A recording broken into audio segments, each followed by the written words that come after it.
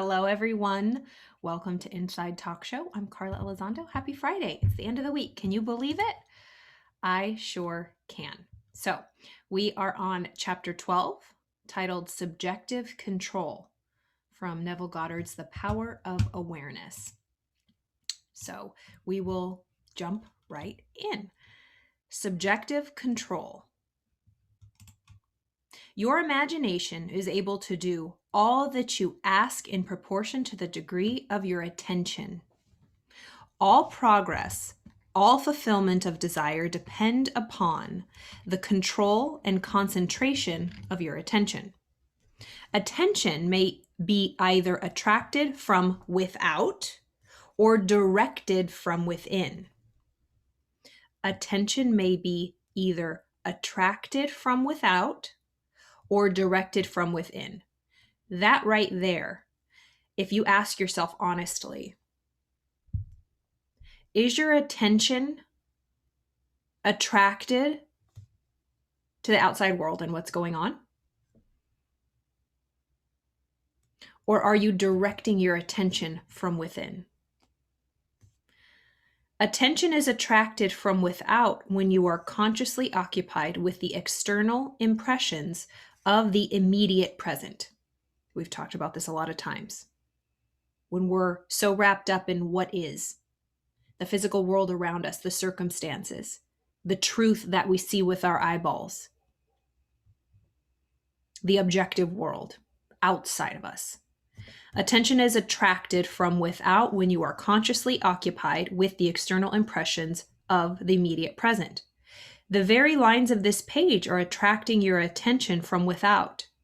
Your attention is directed from within when you deliberately choose what you will be preoccupied with mentally. So your attention is directed from within. The whole basis of this whole Inside Talk Show, my goal in life, for not just myself, but for my friends, my family, anybody who resonates with this message, is to live from the inside out rather than the outside in. Living from the inside out rather than the outside in. Your attention is directed, we're living from the inside out, when we deliberately choose what we will preoccupy our mind with mentally. It is obvious that in the objective world, your attention is not only attracted by, but is constantly directed to external impressions. But your control in the subjective state is almost non-existent, for in this state, attention is usually the servant and not the master, the passenger and not the navigator of your world. When your control in the subjective state is non-negotiable, but when your control in the subjective state is almost non-existent, so when we don't have control from the inside out at all, we're a servant, we're a slave. We're not the master. We're the passenger and we're not the driver. We don't navigate our world. The outside world navigates it for us. We're not in control of our lives, period, when we allow the outside world to dictate. There is an enormous difference between attention directed objectively and attention directed subjectively. So let's just clarify. Objectively, outside. Subjectively, inside. So there is an enormous difference between attention directed outside and attention directed inside. And the capacity to change your future depends on the latter. So basically, the capacity to change your future depends on if you can direct your attention inward. When you are able to control the movements of your attention in the subjective world, you can modify or alter your life as you please. Yes, please. But this control cannot be achieved if you allow your attention to be attracted constantly from without. Each day, set yourself the task of deliberately withdrawing your attention closing your eyes, shutting your ears off, closing out the outside world. Each day, set your attention. Give yourself a task every day. Deliberately withdraw your attention from the objective or outside world and of focusing it inside or subjectively. In other words, concentrate on those thoughts or moods which you deliberately determine, not what the news determines, not what your feed determines, not what your friends determine, not what your family determines, not what your partner determines, not what the weather determines, not what your bank account determines, what you want to get emotionally involved with. So when you concentrate on the thoughts or moods which you deliberately determine, then those things that now restrict you, all those outside things, will fade and drop away. The day you achieve control of the movements of your attention in the subjective world inside, you are master of your fate. That is one little chapter. Ooh, there's a little bit left. You will no longer accept the dominance of outside conditions or circumstances. You will accept life on the basis of the world without. You will not accept life on the basis of the world without. Having achieved control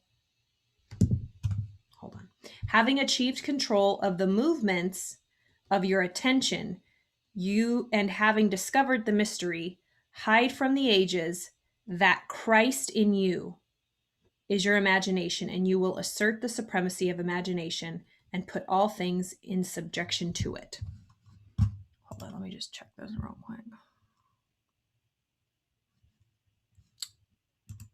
I love that chapter so very much. It is one of the most powerful lessons that we can learn if we want to be the master of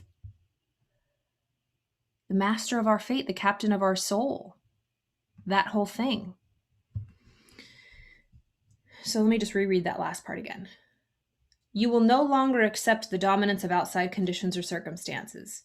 You will not accept life on the basis of the world without. Having achieved control of the movements of your attention and having discovered the mystery hid from the ages, the Christ in you is your imagination, you will assert the supremacy of imagination and put all things in subjection to it. Subjective control. If we learn how to control our attention subjectively, we're master of our fate. We are the captain of our soul. We literally will create our lives. We will no longer, will we be perfect? No. This work, this inner work, inside work, it's an inside job. It's an inner game. We're getting to know this more and more. I'm sure anybody who's watching this is into personal development, developing themselves. We are always moving forward, renewing our minds, washing our brains with the information around us. Some people call it brainwashing. And you think you're choosing, well, I'm not going to be brainwashed. I'm not going to choose this or that program. That is objective control. The outside world is choosing your program for you because you are on a program. We are all following a program.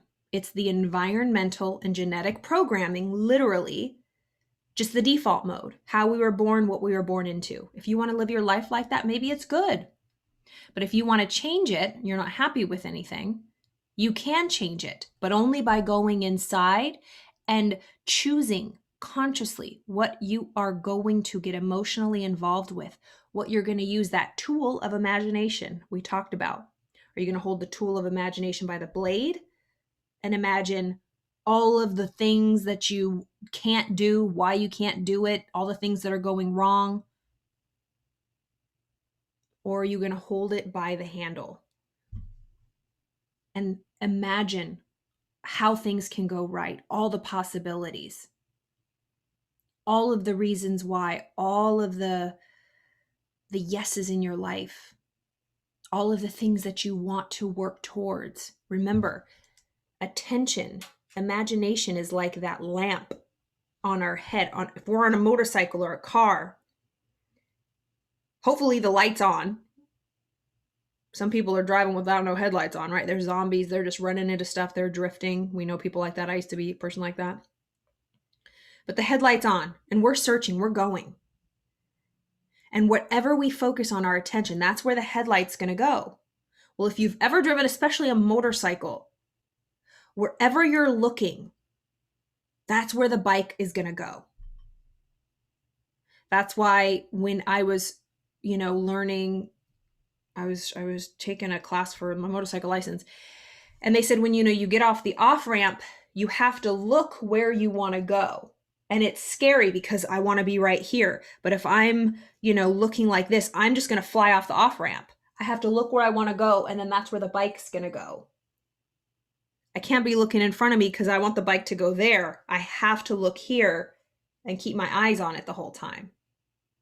So we have to keep our eye on the prize, whatever the prize is for us. Whether it be in health, mental, physical, emotional health, love and relationships with family or partners, loved ones, friends, finances or money. You want to make more of it. You want to save it. You want to give more of it. You want to donate more. You want to build more, invest more. Or career and calling, job, work, career. Where is your focus in all those areas? Because you're headed somewhere in every area. Is your headlight off? Are you just drifting? Are you conscious or are you unconscious? And that can seem like, wow, that's a lot of work, Carla, relax. It doesn't, it's a muscle. It might get worse before it gets better. It might feel a little sticky. It might feel a little hard because you are changing, you're reprogramming. But once you get through that hard part, it's like, when a rocket ship is trying to get through the atmosphere. They say it shakes the most, it has the most turbulence just before it's about to break through into zero gravity. But if you're feeling heavy and pulled back and weighed down, you are in that old world gravity. You're weighed down.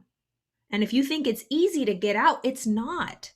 That's why a lot of people lose friends. That's why a lot of people, they change so much. They leave, they can't take everybody with them. It's a party of one. If you want to change anything in any area, it's going to take all of your mental fuel and attention to break through. But once you break through, you're just gliding.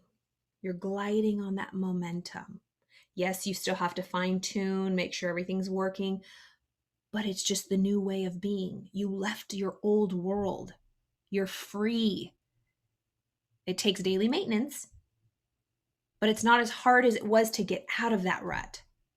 It's like climbing out of a hole. In any area of your life, subjective control. This is a good one. I love this one. I can't read this enough. I can't think about it enough.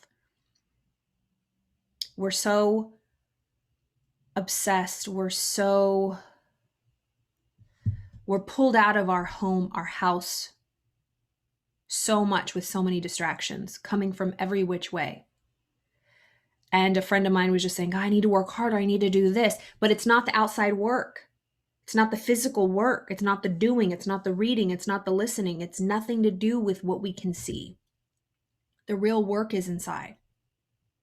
Actually, just being quiet. Maybe this weekend. Don't go on social media all weekend. I call it going rogue, going dark. I log out and I don't get back on until Monday morning at 8 or 10 or whatever. It's a gift you can give to yourself to just shh, be quiet.